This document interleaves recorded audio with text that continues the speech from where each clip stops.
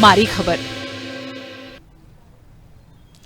राम राम, आप देख रहे हो मारी बोली मारी खबर। मैं आपके साथ तेज नैन मोर और आगे इस बुलेटिन में आपने दिखावांगे ठेठ हरियाणवी अंदाज में आपकी अपनी बोली हरियाणवी बोली में हरियाणा की सारी छोटी बड़ी खबर।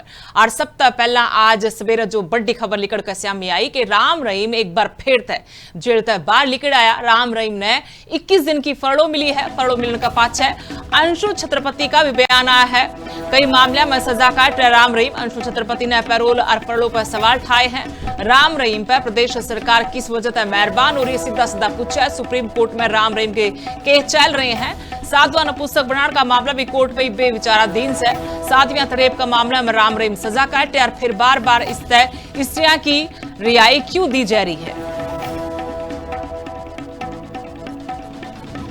जो सवाल हर बार आता है मेरे सामने आता है, तो मैं ये कहूँगा कि ये सवाल मेरी बजाय बेहतर होगा कि ये सरकारी तंत्र से, सरकारी सिस्टम से किया जाए। मीडिया पूछे जा करके, सूबे के मुखिया से पूछे, उस सरकारी सिस्टम से पूछे जिसके मुंह पर हर बार तमाचा मारा जाता है गुरमीत राम रहीम द्वारा, जो एक आदतन अपराधी मैं कहूँगा, जिसने जो रेप के मामलों में, जिसके खिलाफ मर्डर के जो मामले अभी सुप्रीम कोर्ट में विचाराधीन हैं, और जो साधुओं को नपुंसक बनाए जाने का मामला सीबीआई की अदालत में विचाराधीन है। अगर ऐसा व्यक्ति भी जो है वो बार बार पैरोल और फरलो का हकदार है, जो कि हैबिचुअल ऑफेंडर है, जिसने कई ऑफेंस किए हैं, तो ये कहीं ना कहीं हमारे सिस्टम के लिए बड़ा मजाक है और शर्म की बात है। कैबिनेट मंत्री अरविंद शर्मा का विश्व बयान आया है। राम रहीम की फरलो और पैरोल पे मंत्री ने कहा कि हर साल गाइडलाइन के हिसाब से उसने यह रियायत मिला है। पैरोल लेने वाले अपनी अपनी एप्लीकेशन कमिश्नर तक दे हैं। इसका पाछा दिना के हिसाब से पैरोल मिल जाए है और कई लोग हैं जिन्हें पैरोल मिला है।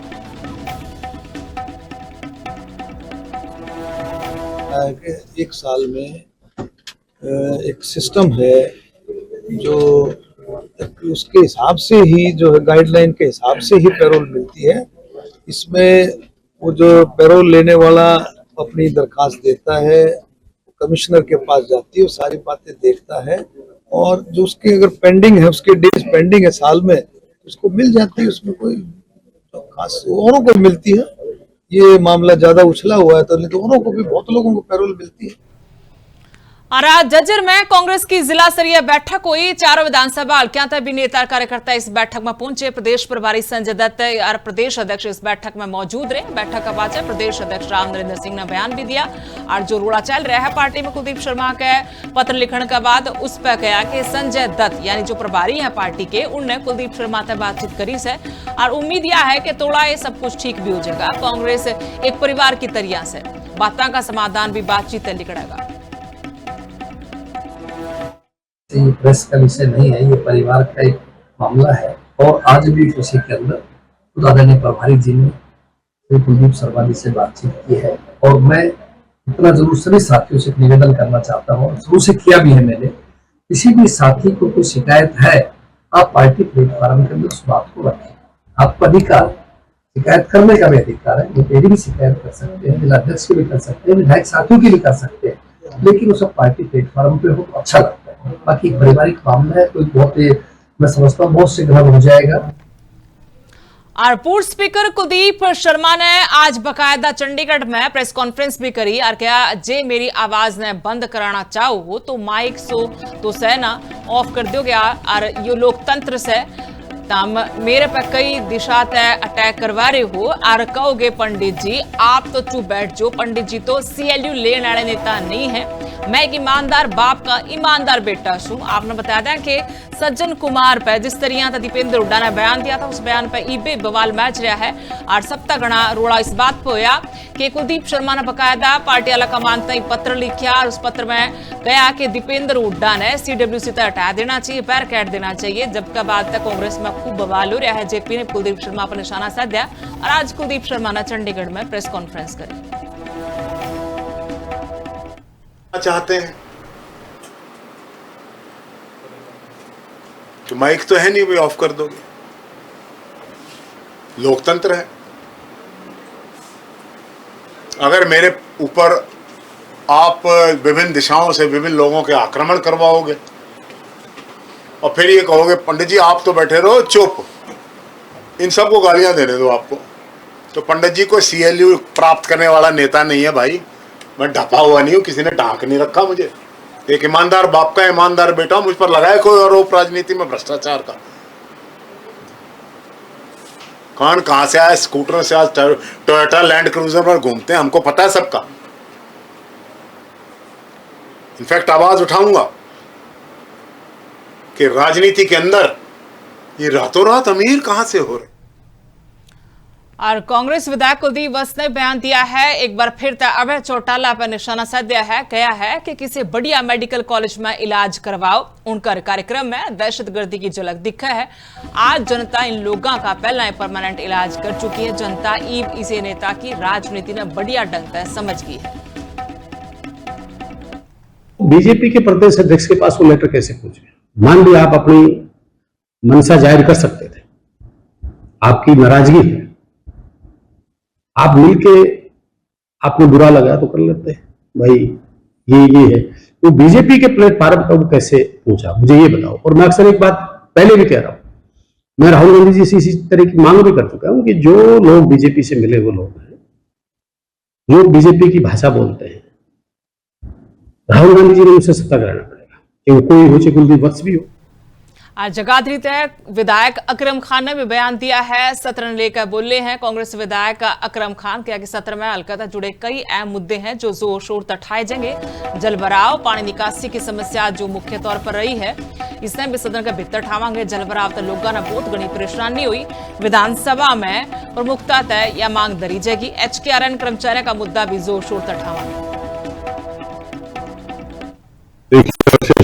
हम अपने इलाके के मुद्दे उठाते रहते हैं और इस बार भी हमारे कुछ क्वेश्चन है जो लगे हुए हैं, जो इलाके के ही हैं।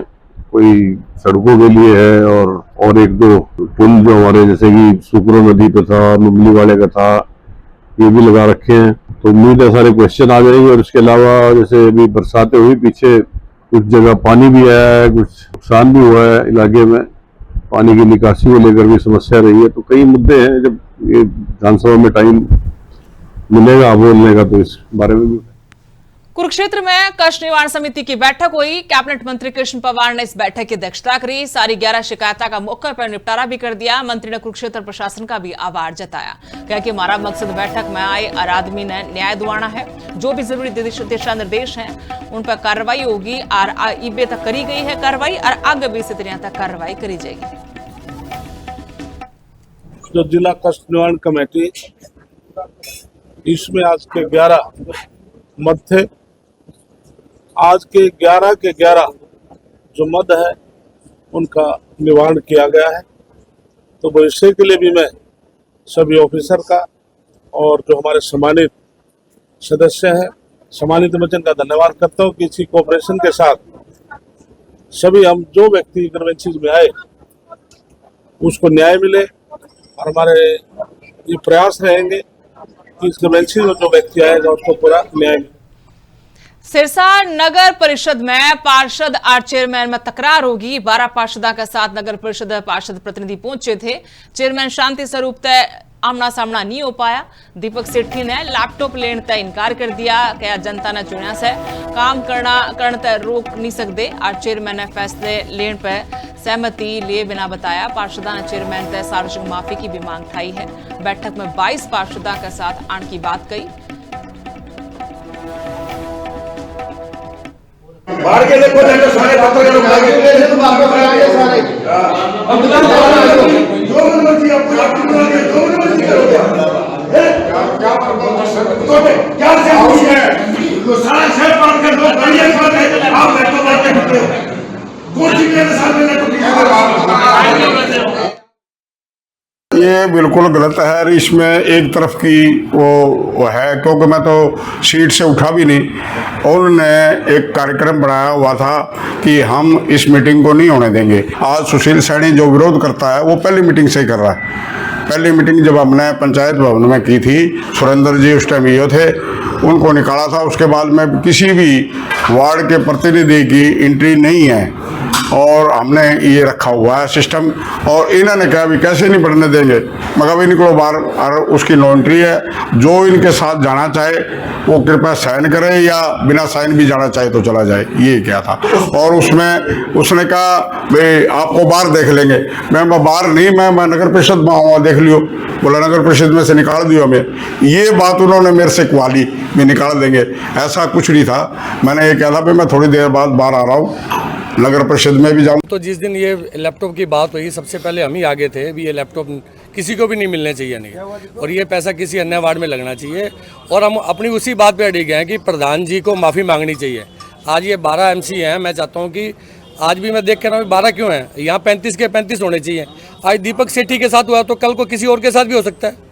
ये मेरी उन जो हमारे MC पार्षद साथी हैं, मेरी उनको एक भाईचारे के नाते एक संदेश है कि वो भी दीपक भाई के साथ आए और सभी मिल। तो उसमें प्रधान जी ने मेरे को कहा था शरेआम, सभी ने वीडियो देखी है, सारे शहर ने वीडियो देखी है।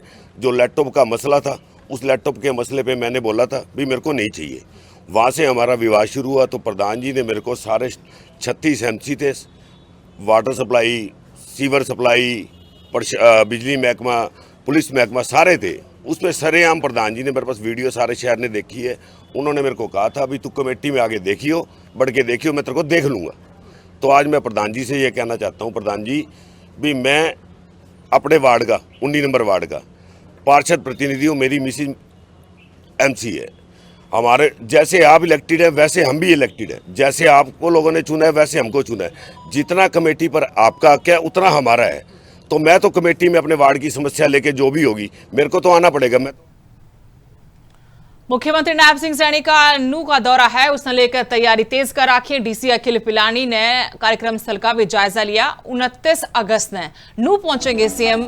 नई अनाज मंडी में ये कार्यक्रम होगा। बैठन, पानी, बिजली और पार्किंग की व्यवस्था पूरी तरह कर रखी है। सुरक्षा और इलाज की व्यवस्था भी पक्के तौर पर करी है। DC ने टाइम पर तैयारी पूरी करने के निर्देश दिए हैं। 29 तारीख को सुबह 10 बजे CM साहब यहाँ आएंगे। जो हमारे न्यूली इंडक्टेड मेवात कैडर के टीचर्स हैं उनकी इंडक्शन प्रोग्राम और ज्वाइनिंग करवाने, तो यहाँ अनाज मंडी में कार्यक्रम किया जाएगा। और सभी व्यवस्थाओं का डिस्कशन हो गया, सारी प्लानिंग हो गई है और सभी को डिपार्टमेंट से उनकी ड्यूटी है, उनकी मीटिंग भी हो गई है और सभी अपना काम करेंगे और अच्छे से प्रोग्राम करेंगे। भिवानी में स्टेट अभ्यर्थियों का प्रदर्शन होया।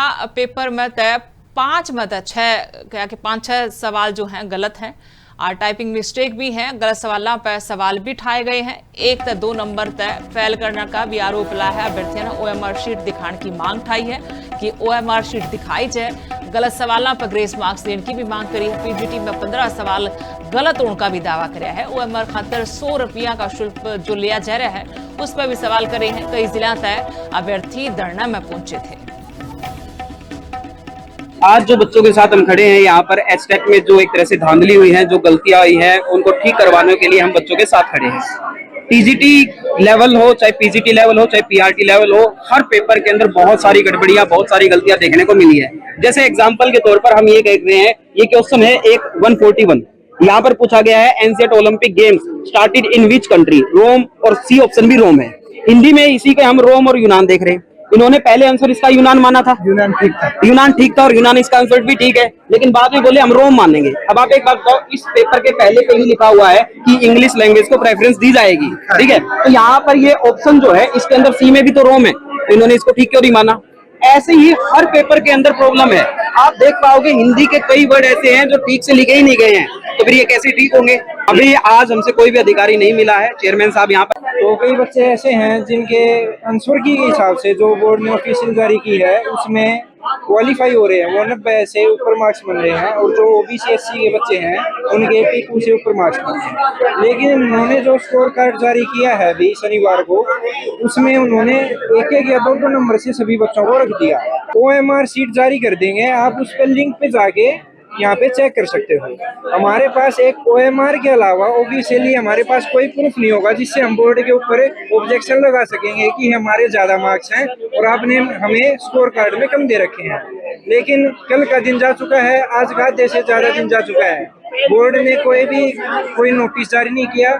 टेक्निकल एरर है तो बोर्ड ने अपनी साइट के ऊपर उसको भी नहीं दिखाया कि टेक्निकल एरर के कारण हम आपके ओएमआर शो नहीं कर पाए। हरियाणा में स्वाइन फ्लू ने लेकर अलर्ट मोड पर प्रशासन आ गया है। स्वाइन फ्लू के मामले तक स्वास्थ्य विभाग पूरी तरह तक अलर्ट नजर आ रहा है। मौसम बदलता टाइम जिस तरह तक ये मामले बढ़ते जा रहे हैं उसने लेकर फरीदाबाद में तैयारी पूरी कर रखी है। बीके अस्पताल में स्वाइन फ्लू तो निपटन की तैयारी हो रही है। स्वास्थ्य विभाग ने मरीजा खातर व्यवस्था कर रखी है। सीएमओ डॉक्टर जयंत आहूजा ने इस बारे में खुलकर जानकारी लिविंग इंडिया न्यूज ने दी है। प्रदेश में मौसम में बदलाव देखने को मिल रहा है, वहीं स्वाइन फ्लू के कुछ मामले सामने आए। तो बातचीत करेंगे फरीदाबाद में स्वास्थ्य विभाग किस तरह से अलर्ट मोड पे है। हमारे साथ है सीएमओ डॉक्टर जयंत आहूजा जी, उनसे बातचीत करेंगे। सर, सीएमओ, जिस तरीके स्वाइन फ्लू का असर देखने को मिल रहा है फरीदाबाद में, क्या कहेंगे? देखिए, हमारे पास अभी तक टोटल 6 मामले रिपोर्ट हुए हैं। 6 के 6 मरीज जो है वो स्वस्थ हैं और अभी तक सरकारी अस्पताल में कोई भी मामला रिपोर्ट नहीं हुआ है, तो घबराने की कोई ऐसी बात नहीं है। 29 लाख की पॉपुलेशन में यदि 6 मामले आते हैं तो कोई बहुत बड़ी बात नहीं है। तो किस तरह से इसके लक्षण हैं, कैसे रोकथाम, कैसे पता चल पाएगा? बुखार के साथ में जब नाक बहना, खांसी होना, जुकाम होना, ये बहुत कॉमन लक्षण होते हैं और इनको नज़रअंदाज अगर करते हैं तो दिक्कतें आती हैं। स्वाइन फ्लू के 3 कैटेगरी हैं, टाइप ए, टाइप बी और टाइप सी। इसके अंदर जो टाइप सी कैटेगरी होती है वो बहुत सीवियर कैटेगरी को डिस्क्राइब करने के लिए काम आता है। आमतौर पे जो टाइप ए और बी है उसमें ज़्यादा परेशानी नहीं आती है, पेशेंट अपने आप बीमारी से रिकवर करता है। और जो टाइप सी है उसमें सुपर स्पेशलिस्ट या स्पेशलिस्ट की केयर या आईसीयू केयर की रिक्वायरमेंट होती है। तो कैसे बचाव हो सकता है? बचाव के लिए आपको हाथ धोना है, मास्क लगाना है, 3 फुट की दूरी रखनी है। यदि घर के किसी भी सदस्य को खांसी जुकाम हो रखा है तो आप यमुनानगर में स्वाइन फ्लू ने लेकर स्वास्थ्य विभाग अलर्ट हो गया है। हरियाणा में 24 घंटे में 8 नए मामले सामने आए हैं। यमुनानगर में सप्ताह गणे 3 केस आए हैं। 3 मरीजा खातर अलग वार्ड तैयार किया गया है। 2 लुगाई हैं और 1 आदमी है जो संक्रमित पाए गए। सीएमओ ने भीड़ में मास्क लगाने की सलाह दी है। तबियत बिगड़ने पर तुरंत जांच करवाने की अपील करी है। स्वास्थ्य विभाग तीनों मरीजों पर नजर रखे रह गया है और लोगों तभी अलर्ट रहने की अपील करी जा रही है। कि अभी मौसम चेंज होने के साथ साथ ही H1N1 का जो इन्फ्लुएंजा वायरस है इसके केसेस बढ़ जाते हैं। एंड अभी ये देखने में आया कि गुड़गांव, फरीदाबाद और दिल्ली के आसपास जो NCR एरिया वहाँ पे ज़्यादा पेशेंट्स हैं। यमुनानगर में अभी ऐसा कोई पेशेंट नहीं है, लेकिन हमारे पास 3 पेशेंट्स की ये खबर आई है कि जो बाहर कहीं से ट्रीटमेंट करा रहे हैं, पार्क हॉस्पिटल, पंचकुला या अम्बाला, वहाँ पे हमारे पास ये इंफॉर्मेशन आई कि 2 या 3 पेशेंट हमारे वहाँ पे पॉजिटिव आए हैं। फिलहाल तो यही है। बाकी ऐसा यमुनानगर में अभी कोई ऐसा कोई एक्टिव केस हमारे पास नहीं। पंचकुला में भी स्वाइन फ्लू का मामला सामने आया है। स्वास्थ्य विभाग पूरी तरह अलर्ट मोड पर दिखने लग रहा है। पंचकुला का रहने वाला मरीज जिसने चंडीगढ़ में एडमिट कराया गया, पुष्टि होगी है। फिलहाल मरीज का घर पर इलाज चल रहा है। मरीज की हालत सामान्य बताई गई है। अस्पताल में आइसोलेशन वार्ड तैयार किया गया। लक्षण दिखने पर तुरंत डॉक्टर से संपर्क करने की लोगों तक अपील करी जा रही है। और पंचकुला में डेंगू का भी एक मामला मिला है। स्वास्थ्य विभाग ने लोगों तक सावधानी बरतने की अपील करी है। में अभी तक एक ही मामला कंफर्म स्वाइन फ्लू का डिटेक्ट हुआ है, वो भी पीजीआई चंडीगढ़ से डिटेक्ट हुआ है, लेकिन वो रहने वाला पंचकुला का है, तो उसको हमने अपने केस में लिया है, नोटिफाई भी किया है। और लेकिन वो स्टेबल है, पेशेंट होम आइसोलेशन में है और हम रेगुलर, मेरी टीम मॉनिटर कर रही है और उसको कोई कॉम्प्लिकेशन किसी भी तरह का नहीं। देखिए, हमारी रेगुलर जो फीवर ओपीडी और फ्लू ओपीडी वो रन कर रही है। आइसोलेशन वार्ड भी हमने अलग से बना के रखा है। मेडिसिन, वेंटिलेटर, सारे इमरजेंसी इक्विपमेंट्स और इमरजेंसी मेडिसिन हमारे पास उस एडिक्वेट अमाउंट में अवेलेबल है। मेरी टीम की हमने ट्रेनिंग करा दी है और रेगुलर हम अपनी फील्ड से भी और टीम से भी रिपोर्टिंग ले रहे हैं, तो अगर कोई भी केस नोटिफाई होगा तो क्लैत में थोड़ा सा मी बरसण पे बाजार तालाब में तब्दील हो गया। मुख्य बाजार और कपिल मुनि रोड पे पानी भर गया। घुटना तक पानी भरया था, जिस करके लोगों ने घनी दिक्कत हुई। बरसात रुकण के पाछे भी घंटा तक पानी हुए जमा रहा। जल भराव ते दुकानदार का काम भी पूरी तरह ठप हो गया। जो गाहक थे बाजार में उन्हें भी आड़ जाण में दिक्कत हुई। स्थानीय लोग सालों तक समस्या ने ठहरे हैं बोझ ने और कई बार प्रशासन तक भी लिखित में दे लिया कि इस समस्या का समाधान कढ़ा जाए, पर इबे तक जल निकासी का कोई समाधान नहीं कढ़ा है।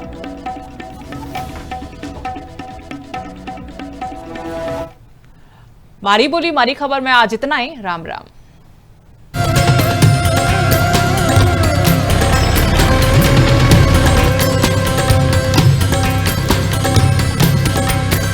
मारी बोली मारी खबर।